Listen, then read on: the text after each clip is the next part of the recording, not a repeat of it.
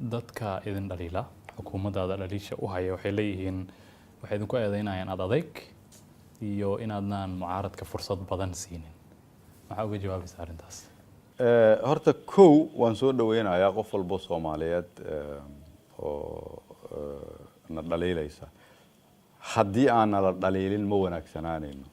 haddii aan la dhaliilin shaqadeenu ma ka sii wanaagsanaanayso meesha hadda aan joogno in la tilmaamo in la dhaliilo in la toosiyo aad baan u golnaa dhaliishu laakiin waa inay ahaataa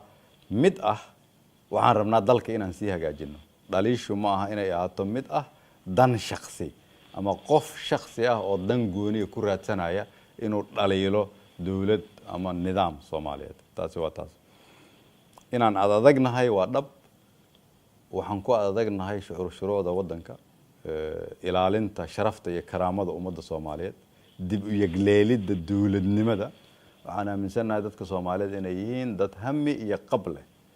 maalintii madaxweynuhu uu shaqada bilaabay iyo maantay waa kala labo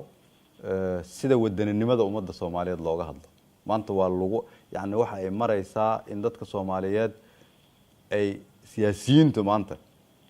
ay ka wada hadlaan shacabka sidii loogu dhawaan lahaa in shacabka Soomaaliyeed in loo soo dhawaado ay tahay falsafad cusub oo siyaasiyiinta oo dhan maanta ay ka wada hadlaan oo siyaasad cusub oo lagu tartamo waxaan aaminsanahay inay dhalisay shaqada aan wadanka ka qabanay sababtoo anaga aaminsan aniga iyo inta ila shaqeysa ayaa aaminsan awoodda wadanka in loo soo celiyo shacabka Soomaaliyeed iyagu inay noqdaan mustaqbalka cidii